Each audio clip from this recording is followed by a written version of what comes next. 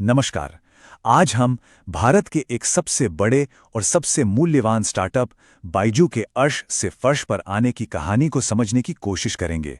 मतलब आखिर ऐसा क्या हुआ कि एक कंपनी जो एजुकेशन की दुनिया में क्रांति लाने का वादा कर रही थी, वो खुद ही विवादों और दिवालियापन के दलदल में धंस गई। चलिए एक नजर इस नंबर पर डालते हैं। $22 बिलियन। 2022 में जब बाइजू अपने चरम पर था तो उसकी वैल्यूएशन इतनी थी। ये सिर्फ एक नंबर नहीं था, ये भारत के टेक्नोलॉजी बूम का चेहरा बन गया था। एक ऐसी सक्सेस स्टोरी जिसके बारे में हर कोई बात कर रहा था। लेकिन फिर सिर्फ 2 साल के अंदर ये पहाड़ जैसी वैल्यूएशन लगभग पूरी तरह से हवा हो गई, मानो थी ही नहीं। ये एक ऐसी गिरावट थी जिसने पूरे स्टार्टअप इकोसिस्टम को हिलाकर रख दिया। तो सवाल ये उठता है कि आखिर बाइजू इतनी अविश्वसनीय ऊंचाइयों तक पहुंचा कैसे? इसके लिए हमें कहानी की शुरुआत में चलना होगा, जहां एक बहुत ही काबिल टीचर ने एक बहुत बड़ा सपना देखा था। ये स्लाइड एक तरह से बाइजू की पूरी कहानी का निचोड़ है। एक तरफ 2022 का सुनहरा दौर, जब दुनिया के सबसे बड़े इन्वेस्टर्स इसमें पैसा लगा रहे थे, और दूसरी तरफ आज की हकीकत, जहां कंपनी दिवालिया होने के कगार पर खड़ी है और बड़े बड़े इन्वेस्टर्स ने मान लिया है कि उनका पैसा डूब चुका है। कितना बड़ा फर्क है ना? तो इस रॉकेट जैसी तेज ग्रोथ के पीछे आखिर क्या था? वो कौन सी स्ट्रैटेजी थी? उसे कहते हैं ब्लिट्स स्केलिंग। ब्लिट्स स्केलिंग का सीधा सा मतलब है मुनाफे की चिंता छोड़ो और बस तेजी से, बहुत तेजी से मार्केट पर कब्जा कर लो। और बाइजूस ने ये कैसे किया? खूब सारा कर्ज उठाकर और फिर एक के बाद एक दूसरी कंपनियों को खरीदकर। और ये लिस्ट देखिए, इससे उनके इरादों का अंदाजा लगाया जा सकता है। एक पूरा एडटेक एम्पायर बनाने के लिए अरबों डॉलर्स पानी की तरह बहा दिए गए। इसमें आकाश एजुकेशनल सर्विसेज जैसी बड़ी कंपनी का $1 अरब का सौदा भी शामिल था। लेकिन जब कोई इतनी तेजी से आगे बढ़ता है तो अक्सर उसकी नींव में दरारें पड़ने लगती हैं, और बाइजूस के साथ भी यही हुआ। मुश्किलें शुरू हुई कंपनी की अपनी फाइनेंशियल रिपोर्टिंग से। और फिर एक के बाद एक खतरे की घंटियां बजने लगीं।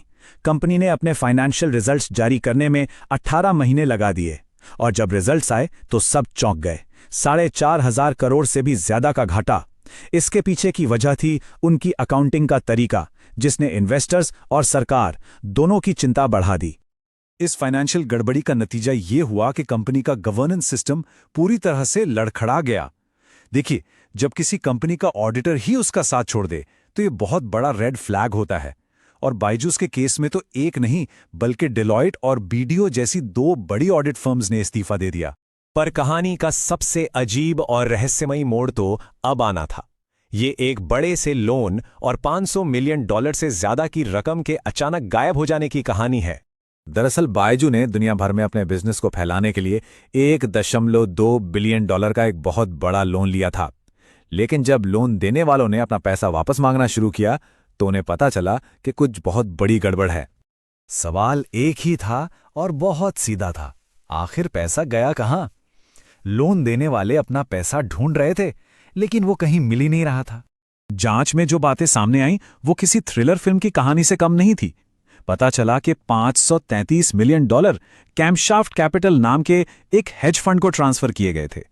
और मजे की बात यह कि इस फंड का जो पता दिया गया था वो एक रेस्टोरेंट का था, और तो और इसे चलाने वाला सिर्फ 23 साल का एक लड़का था।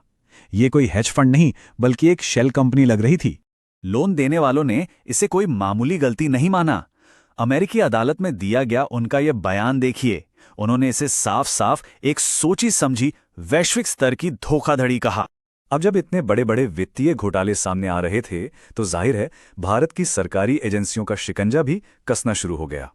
भारत की financial crime agency enforcement directorate यानी ईडी ने 9,362 करोड़ रुपए के विदेशी मुद्रा उल्लंघन के आरोप में बाइजू को कारण बताओ नोटिस जारी कर दिया। ये रकम बताती है कि मामला कितना बड़ा था। लेकिन विडंबना देखिए, इन सब के बावजूद बाइजूस के दिवालियापन की प्रक्रिया को शुरू करने की आखिरी वजह ये अरबों डॉलर का विदेशी कर्ज नहीं, बल्कि एक छोटा सा घरेलू विवाद बना, क्रिकेट स्पॉन्सरशिप की बकाया पेमेंट। तो कुल मिलाकर कहानी का अंत कुछ ऐसा दिखता है। $22 बिलियन की ऊंचाई से गिरकर लगभग जीरो पर। बड़े बड़े इन्वेस्टर्स ने भी आखिरकार मान लिया कि उनके इन्वेस्टमेंट की वैल्यू अब शून्य है। तो इस पूरी कहानी से इस जबरदस्त नाकामी से स्टार्टअप की दुनिया के लिए क्या सबक है? आखिर इससे क्या सीखा जा सकता है?